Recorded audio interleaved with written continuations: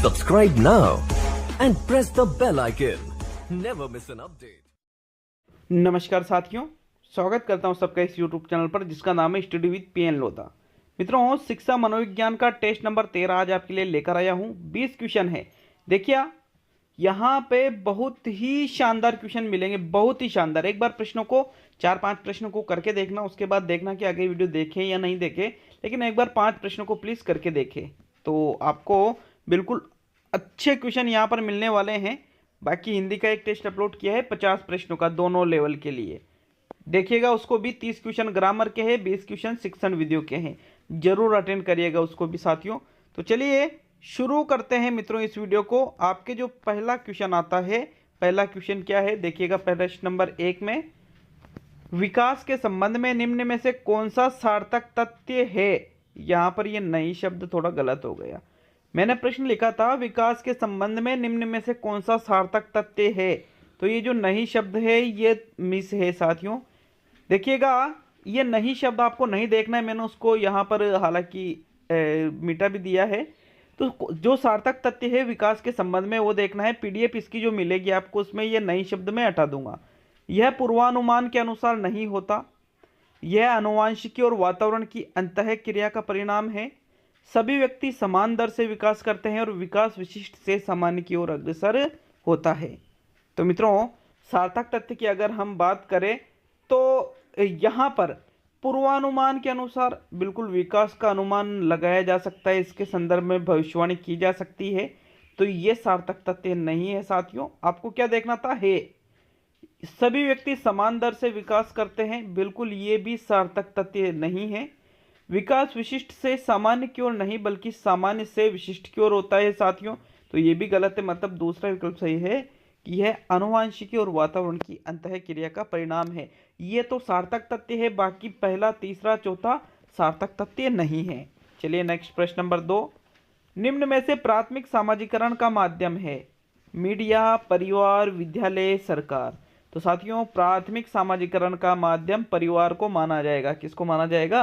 परिवार को माना जाएगा मित्रों। विकल्प नंबर 2 आपका सही आंसर है प्रश्न संख्या 2 में, क्योंकि ये सब चीजें बात की है। ठीक, प्रश्न नंबर 3 मित्रों, तीसरा क्वेश्चन क्या है, बच्चे के विकास को अक्सर शारीरिक, संज्ञानात्मक, भावनात्मक और सामाजिक जैसे व्यापक क्षेत्रों में विभाजित किया जाता है। विकास प्रक्रिया इन क्षेत्रों में कहाँ तक संबंधित है। देखिएगा बच्चे के विकास के अलग अलग क्षेत्र सभी जानते हो कि शारीरिक क्षेत्र होता है, संज्ञानात्मक होता है, भावनात्मक है, सामाजिक है, नैतिक भी इसमें आ जाता है, और भी अन्य चीजें हैं साथियों। तो ये जो सभी क्षेत्र है ये एक दूसरे से अन्य को प्रभावित किए बिना स्वतंत्र रूप से विकसित होते हैं, एक एकीकृत व समग्र प्रकार से विकसित होते हैं, आंशिक रूप से विकसित होते हैं और बेतरतीब ढंग से विकसित होते हैं। तो साथियों आंशिक रूप से नहीं होंगे, अन्य को प्रभावित नहीं करेंगे, ये कथन गलत है, बल्कि एक क्षेत्र दूसरे क्षेत्र को प्रभावित करता है कहीं ना कहीं। तो देखिए दूसरा विकल्प सही है, एक एकीकृत व समग्र प्रकार से ये विकसित होते हैं साथियों, समग्र प्रकार से एक साथ। दूसरा विकल्प सही रहेगा प्रश्न संख्या 3 में। चलिए नेक्स्ट प्रश्न नंबर 4, जब बच्चे यह जानते हो कि प्रत्येक व्यक्ति दूसरे लोगों के विचारों और भावनाओं से अवगत है तो इसे कहा जाता है सामाजिक सूचना, भूमिका देना, सामाजिक और पारंपरिक प्रणाली की भूमिका लेना, आत्म प्रतिबिंब, सेल्फ रिफ्लेक्शन और आपसी भूमिका लेना। तो देखिएगा प्रश्न पूछ रहा है आपसे कि बच्चे ये जानते हो कि जो प्रत्येक व्यक्ति है वो दूसरे लोगों के विचारों और भावनाओं से अवगत है, तो इस अवस्था को कहा जाता है आत्म प्रतिबिंब या सेल्फ रिफ्लेक्शन। किस नाम से जाना जाता है मित्रों इसको? आत्म प्रतिबिंब या सेल्फ रिफ्लेक्शन। चौथे प्रश्न में तीसरा विकल्प सही है आपका। चलिए नेक्स्ट प्रश्न नंबर 5, पिछड़े बालकों की शैक्षिक लब्धि की अवधारणा किसने दी? गार्टन ने, शोनेल ने, बर्टन हॉल ने और सिरिल बर्ट ने। तो साथियों जो पिछड़े बालक है इनके शैक्षिक लब्धि की अवधारणा सिरिल बर्ट के द्वारा दी गई थी। किनके द्वारा? सिरिल बर्ट के द्वारा। विकल्प नंबर 4 सही है साथियों प्रश्न संख्या 5 में। चलिए नेक्स्ट प्रश्न नंबर 6 पे आते हैं साथियों। मित्रों प्रश्न नंबर 6 क्या है, व्यक्तित्व को शारीरिक संरचना के आधार पर किसने वर्गीकृत किया? हिप्पोक्रेट्स ने, स्किनर ने, क्रेचमर ने और आलपोर्ट ने।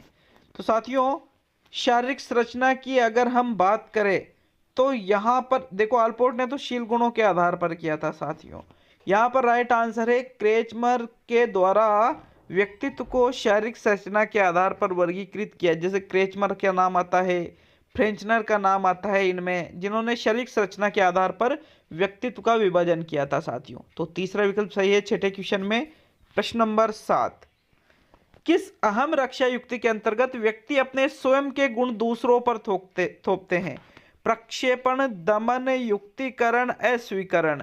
तो साथियों स्वयं के गुण दोष भी लिखना चाहिए था मुझे, गुण दोष दूसरों पर थोपते हैं तो इसको कहा जाएगा प्रक्षेपण। मतलब खुद की कमियां या गलतियां दूसरों के ऊपर अगर आप आरोपित करते हो तो इसे ही हम प्रक्षेपण कहते हैं। जैसे मान लीजिए दो लड़के हैं, दोनों कहीं बाहर रूम लेकर तैयारी कर रहे हैं। अब एक का सिलेक्शन हुआ और एक का नहीं हुआ, वो दूसरा ये कहता है कि मेरा तो इसकी वजह से सिलेक्शन नहीं हुआ, ये मुझे सही ढंग से पढ़ने गाइडेंस नहीं दिया, सही ढंग से पढ़ने नहीं दिया, या फिर कुछ भी वो बहाना बनाता है, दूसरे के ऊपर आरोप लगाता है, तो इसको ही हम कहेंगे साथियों प्रक्षेपण। विकल्प नंबर 1 सही है प्रश्न संख्या 7 में। बाकी प्रश्न नंबर 8 पे आते हैं। यहाँ पर देखिए दमन में इच्छाओं को दबाया जाता है, अस्वीकरण में किसी भी सूचना या तथ्य को अस्वीकार किया जाता है साथियों।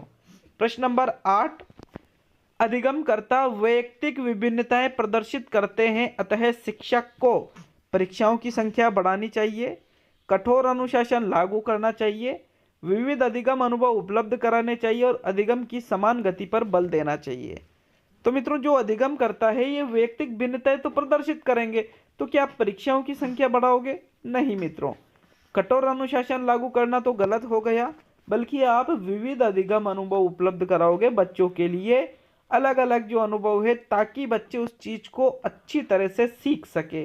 तीसरा विकल्प सही रहेगा प्रश्न संख्या 8 में। चलिए नेक्स्ट प्रश्न नंबर 9, जुनूनी बाध्यकारी विकार ओसीडी का सफलतापूर्वक इलाज निम्न का उपयोग करके किया जा सकता है? संज्ञानात्मक व्यवहार सिद्धांत, मसाज थेरेपी, एंटी डिप्रेसेंट दवा और प्रणालीगत परिवार थेरेपी। तो साथियों ये जो ओसीडी है, जिसको हम जुनूनी बाध्यकारी विकार कहते हैं, ये एक मानसिक विकार है। कैसा विकार है साथियों? ये एक मानसिक विकार के अंतर्गत ये आ जाता है। तो इसका इलाज, सफलतापूर्वक इलाज किसका उपयोग करके आप कर सकते हो? तो मित्रों मसाज थेरेपी तो होगी नहीं भाई, मानसिक विकार से ग्रसित है व्यक्ति, तो मसाज थेरेपी नहीं होगी, प्रणालीगत परिवार थेरेपी भी नहीं होगी साथियों। पहला और तीसरा कौन सा सही रहेगा साथियों? इसका राइट आंसर माना गया है संज्ञानात्मक व्यवहार सिद्धांत। मतलब संज्ञानात्मक व्यवहार सिद्धांतों का उपयोग करके आप ओसीडी का सफलतापूर्वक इलाज कर सकते हो। हालांकि इसके लिए एंटी डिप्रेसेंट दवा भी आती है, लेकिन वो इतनी कारगर साबित नहीं होती है साथियों।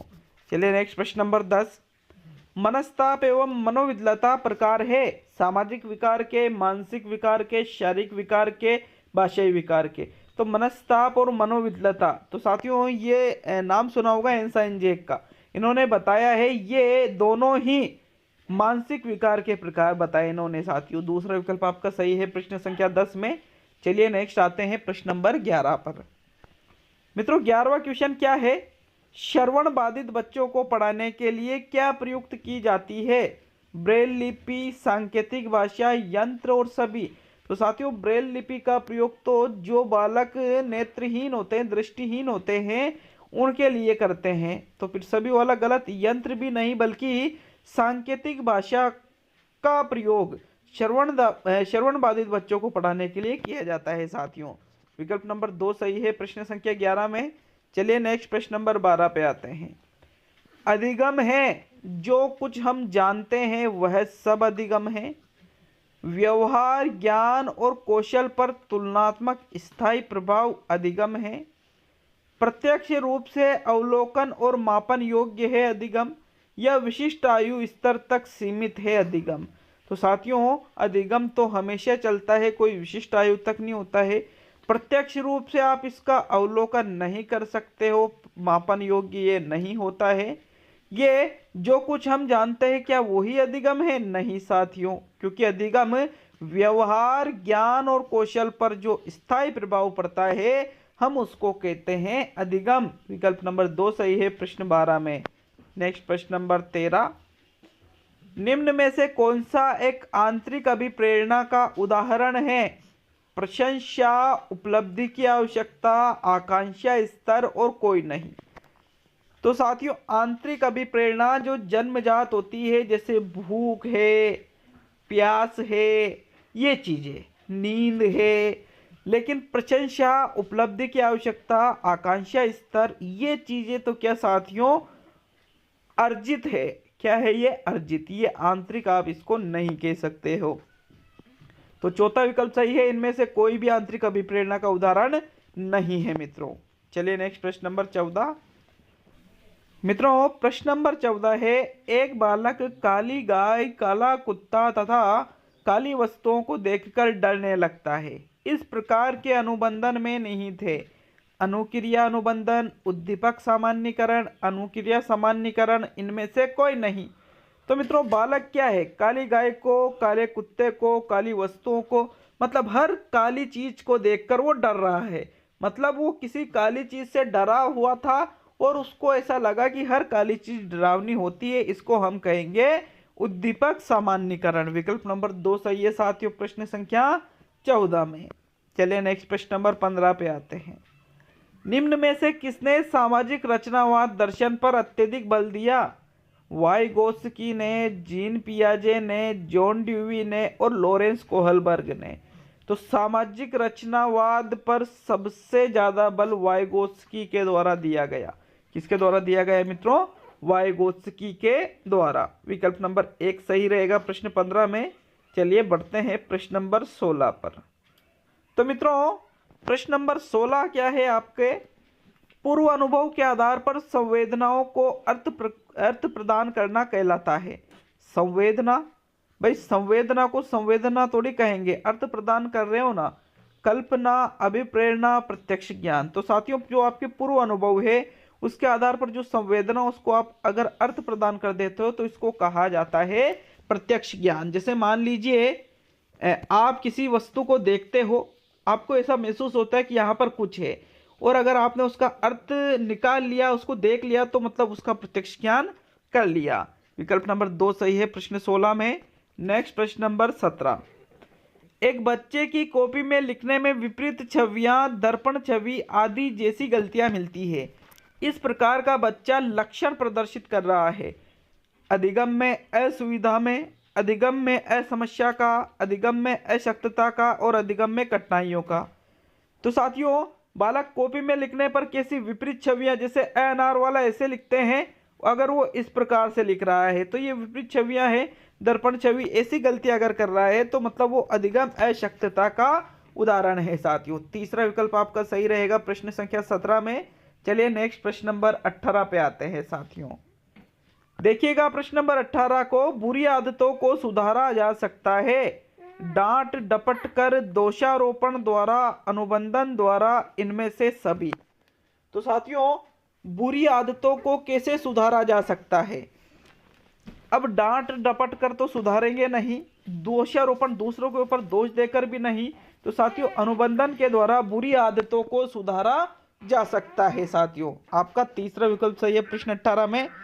चलिए सेकंड लास्ट क्वेश्चन प्रश्न नंबर 19। इसके तो साथियों प्रश्न नंबर 19 सेकंड लास्ट क्वेश्चन क्या है आपका? अधिगमकर्ताओं की व्यक्तिगत विभिन्नताओं की पूर्ति के लिए निम्न में से कौन सा चरण वांछनीय नहीं है? तो जो चरण वांछनीय नहीं है साथियों उसको बताना है। पहला विकल्प है व्यक्तियों की योग्यताओं का सही आकलन करना, व्यक्तिपरक अनुदेशन देना, सामाजिक आर्थिक स्तर की पहचान करना और विशिष्ट प्रतिभाओं की पहचान करना। तो व्यक्तिगत विभिन्नताओं की पूर्ति के लिए आप विशिष्ट प्रतिभाओं की भी पहचान करोगे, व्यक्तिपरक अनुदेशन भी उनको दोगे, व्यक्तियों की योग्यताओं का सही आकलन भी करोगे, लेकिन सामाजिक आर्थिक स्तर की पहचान करना ये कहाँ जरूरी है साथियों। इसलिए तीसरा विकल्प सही है प्रश्न 19 में। अंतिम और 20वां क्वेश्चन, लेकिन क्या चैनल को आपने सब्सक्राइब किया है? अगर नहीं तो जरूर सब्सक्राइब करें ताकि हमें मोटिवेशन मिले मित्रों। चलिए प्रश्न नंबर 20 है, कौन सा समावेशी शिक्षा का सिद्धांत नहीं है? शिक्षार्थियों के बीच कोई भेदभाव नहीं, बिल्कुल ये सिद्धांत है। विशेष बच्चों के लिए अलग कक्षा, समान शैक्षिक अवसर, सभी बच्चों की खान पान संबंधित। तो साथियों देखिएगा, समावेशी कक्षा शिक्षा क्या कहती है कि विशेष बच्चों के लिए अलग कक्षा नहीं होना चाहिए, बल्कि सभी बच्चों को एक साथ शिक्षण दिया जाना चाहिए। तो दूसरा विकल्प सही है। प्रश्न 20 में आज के 20 क्वेश्चन हो चुके हैं, 2 टेस्ट आ चुके हैं। हिंदी का 50 प्रश्नों का very special very important test है साथियों। फिर साइकोलॉजी का टेस्ट नंबर 13 आया है 20 प्रश्नों का। इसमें आप हमें कमेंट करके बताएं, डाउट हो तो उसका सोल्यूशन करेंगे। जो हिंदी का टेस्ट था उसमें प्रश्न नंबर 8 में एक क्वेश्चन था, उसमें मैंने आपको कर्तृवाच्य बताया था साथियों, लेकिन उसमें संशोधन किया है मैंने और उसमें कर्मवाच्य सही है। उसमें थोड़ा सा बुक में भी मिस्टेक था और मेरे ध्यान में भी इतना नहीं आया वो चीज़, इसलिए साथियों यहाँ पर जो प्रश्न नंबर 8 था, साइकोलॉजी की बात नहीं कर रहा हूँ, हिंदी की बात कर रहा हूँ, उसमें मैंने त्रुटि संशोधन भी कर दिया है, उसमें कर्मवाच्य सही होगा। इसके लिए मैं क्षमा चाहता हूँ साथियों आपसे। बाकी और कोई मिस्टेक 49 प्रश्नों में किसी भी प्रकार की कोई मिस्टेक नहीं है। तो चलिए, बहुत बहुत धन्यवाद दूंगा सभी को वीडियो को पूरा देखने के लिए साथियों। मिलते हैं अगले वीडियो में।